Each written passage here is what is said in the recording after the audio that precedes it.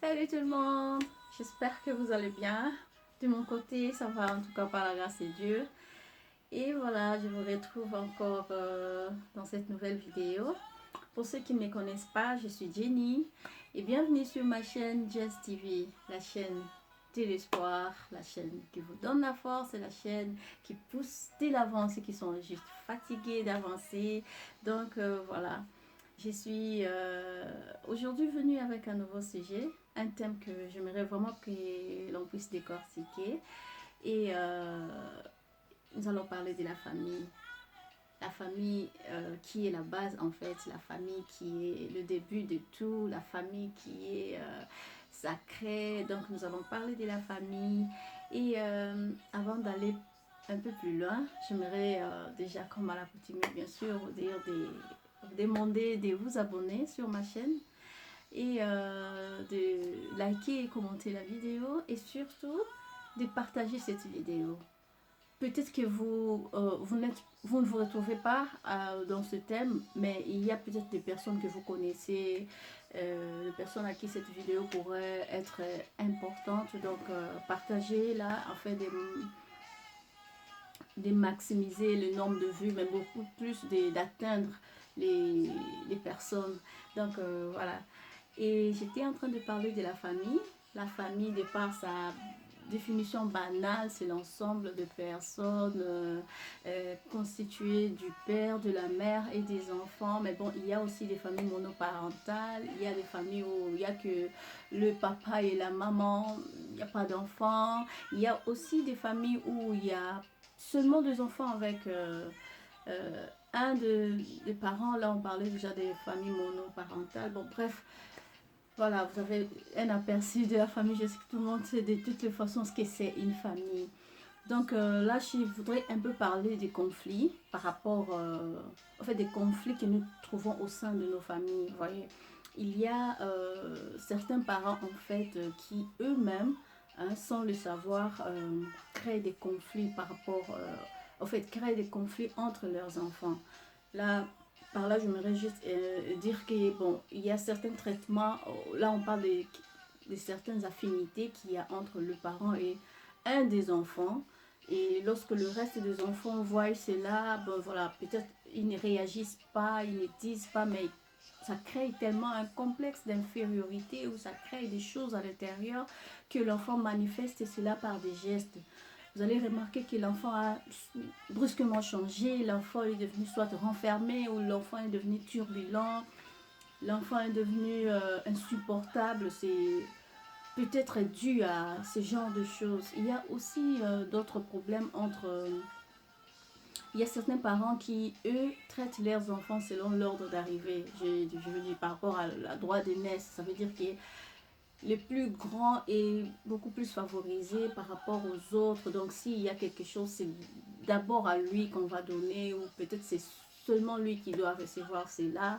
Et les frères sont en train de voir comment ça se passe. Donc ce sont des choses, en tout cas des points, hein, qui créent vraiment des problèmes dans des familles. Comme le but, en fait, c'est de préparer des personnes. C'est que nous voulons avoir dans la société des personnes qui n'ont pas de problèmes, des personnes qui ne posent pas de problèmes aux autres. Nous voulons vraiment que les choses puissent changer. Voilà pourquoi nous parlons de ce genre de thèmes qui peuvent peut-être être aperçus banals pour les autres, mais vraiment ce sont des choses très importantes, des tout petits règles, mais qui pourront être bénéfiques par rapport à la société, qui pourront être bénéfiques dans la vie des autres. Parce que vous savez, si une personne est n'a pas des choses, des valeurs morales en elle. Une personne qui est blessée, comme je le dis toujours, une personne qui est humiliée, une personne qui se sent rabaissée, une personne qui se sent mise à côté, à part, ou une personne qui se sent oubliée. Bon, il y a tellement de mots.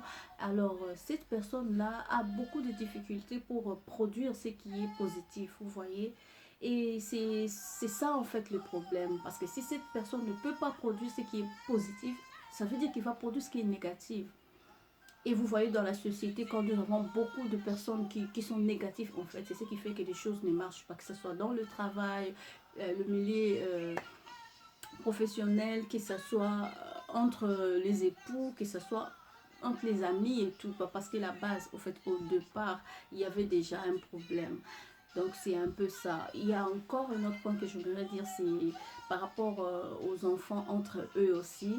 Il y a certaines injustices qui se passent entre enfants et les parents sont là en train de voir, mais bon, ils ne réagissent pas parce qu'ils ils trouvent ça normal que peut-être les grands frères ou la grande sœur puissent marginaliser les petits, ou soit les plus petits puissent manquer du respect aux plus grands, mais les parents sont là en mode spectateur, ils font rien du tout, ils ne tapent pas le poing sur la table, et ça aussi ce sont des problèmes, ce sont vraiment des choses qui font que il y ait des petits conflits dans la famille, et vous voyez, la famille doit être soudée, la famille est sacrée, la famille en fait, les gens de l'extérieur ne peuvent pas venir dans votre famille trouver que vous avez déjà des problèmes entre vous et tout. L'ennemi pourra faire tout ce qu'il veut de vous parce que vous n'êtes pas soudés, parce que vous n'êtes pas ensemble. Pourquoi? Parce que chacun de son côté, en fait, il pense que bon, l'autre pense que il est mieux que moi et moi je ne vaux pas, j'arrive pas à s'achever, ou peut-être moi je suis mieux que l'autre. Donc